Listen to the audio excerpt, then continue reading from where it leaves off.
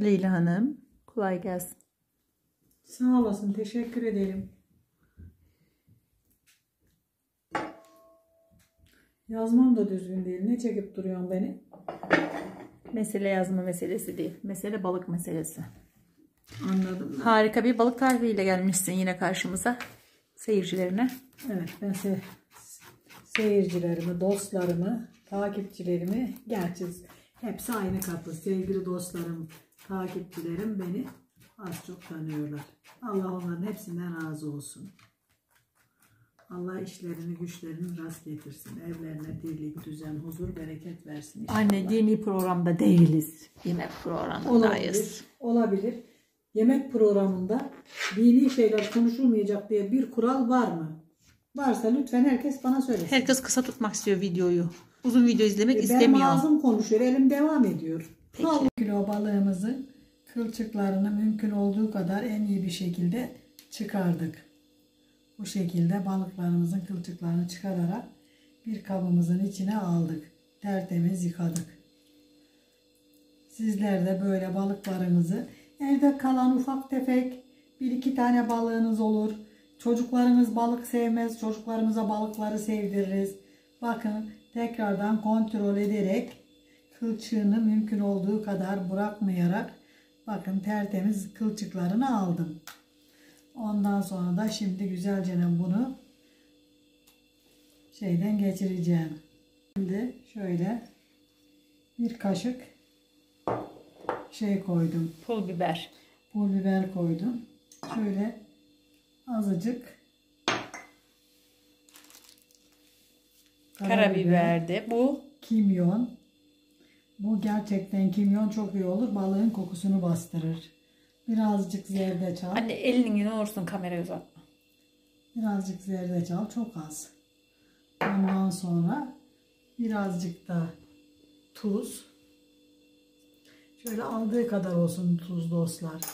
Böylece şöyle birazcık da kekik. Tamam. Şimdi güzelce bunu blenderdan geçirelim bakalım.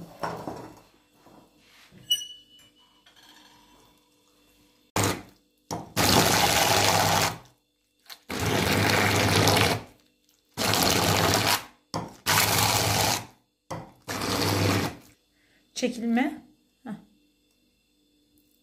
Bir kaşık yemek kaşığıyla yağ koydum dostlar. Hanımlık kolay oldu. Şimdi büyük blenderımızda da soğanlarımızı çekeceğiz. Küçük de kıymamızı çektik. Şöyle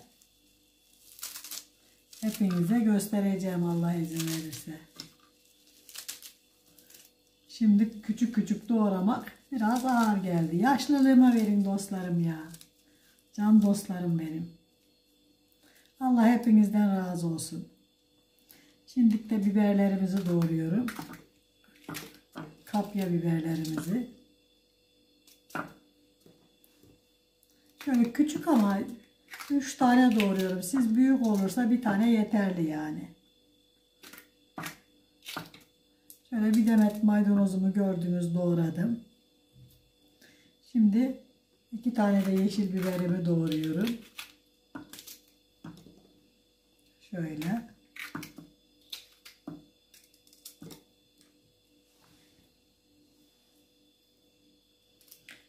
Direkt atar, ne makine doğuruyor zaten. 3 diş sarımsağımı.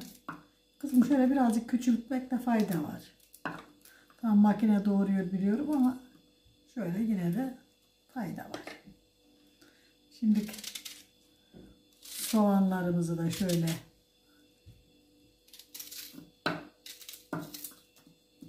doğrayacağım. Ve şimdi balık kıymamızı da üstüne koyacağım dostlar. Hepsini bir çekeceğim. Hem daha güzel karıştırmış olurum. Hem de bütün baharat hepsine harmanlanmış olur. Böylece ben de elimi çok vurmamış olurum dostlar. Baharatlanınca balık böyle kahverengileşti. Ya olsun, ondan bir şey olmaz. Önemli olan lezzeti. Şimdi güzelce kapatıyorum ağzını. Her şeyini koydum. Bakın dostlar, şöyle ağzını açıyorum ki balığımızda, kıymamızda her şeyimiz çok güzel olmuş.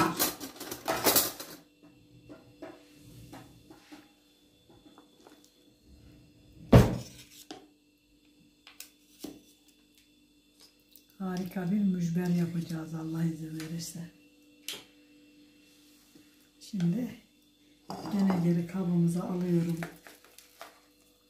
harcımızı.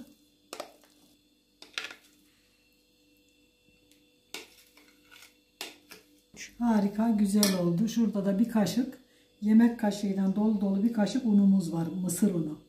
Mısır ununu da katarak biraz daha şöyle karıştıralım ve kızartmaya hazır olsun.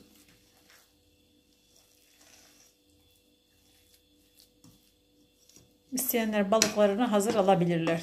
Temizlenmiş değil mi Tabii anne? ki de, tabii ki de kılçıkları ağırına aldırıp balıkçısından alabilirler.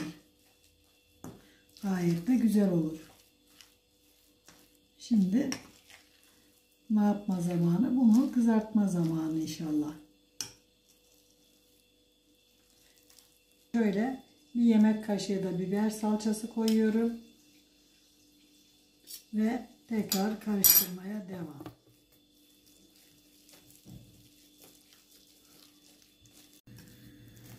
Bakın dostlar, çok güzel oldu.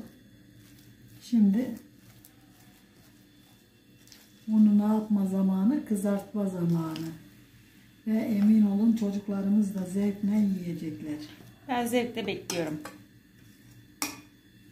Bu evin çocuğu benim. Öyle mi? Gerçi ben değilim, yalan olmasın.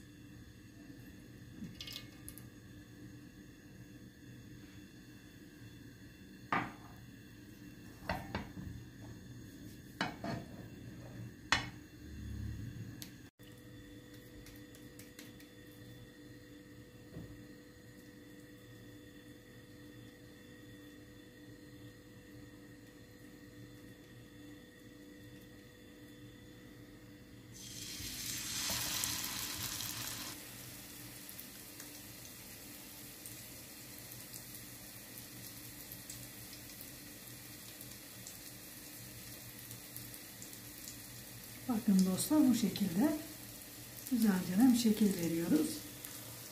Şekili herkes kendine göre yapsın lütfen.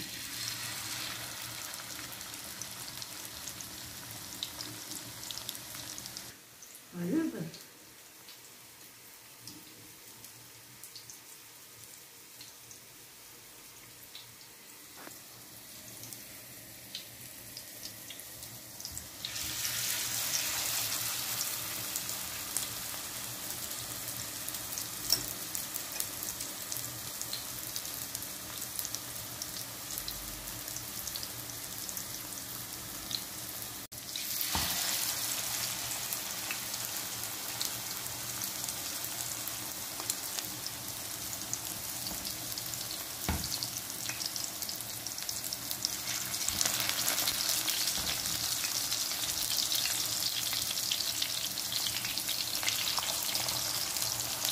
Bakın çok güzel kızarıyorlar.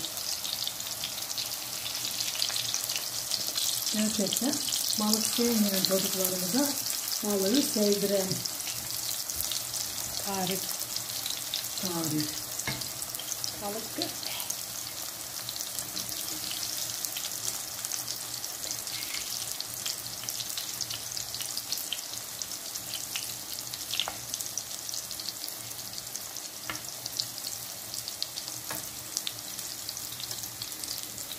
Birazcık daha kızarsın. Şunu mu? Hı hı.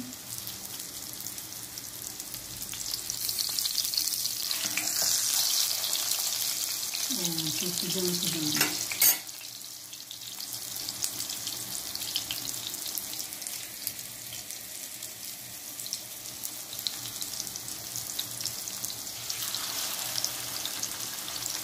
Bunun püf noktası ne yapılışında? Elini Yağa batırarak yapmak.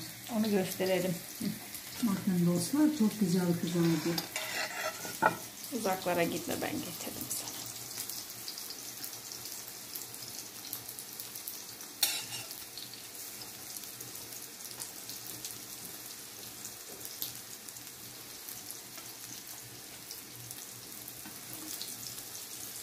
Nar gibi kızardı. Alev alev. Evet, birazcık daha kızarsın ama hem de bir tane daha içelim. Önünü bir daha göster. Elinin bak arkasında şurada yağımız var. Hemen elime yağa batırıyorum böyle. Sonra da elimden alıp güzelce de şeklini siz kendinize göre, büyüklüğünü kendinize göre verebilirsiniz. Ama gerçekten harika ve güzel oluyor. Özellikle de ben çocuklardan yanayım. Çocuklarımız bazen titizlik yapıyor, balık yemiyorlar, kılçığı var diyorlar. Herkes kendine göre. Özellikle de bizim evde. Evet, özellikle de benim Halil'im.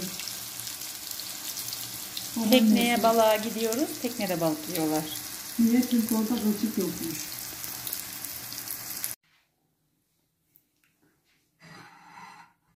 Bakın sevgili dostlar, çocuklarımızın da sevebileceği, yetişkinlerimizin de yiyeceği harika bir balık köftemiz oldu. Yapacak olanlara kolay gelsin, yiyecek olanlara afiyet olsun. Bizi izlemeyi, abone olmayı ve güzel fikirlerinizi söylemeyi unutmayın lütfen. Hoşça kalın, dostça kalın, Allah'a emanet olun.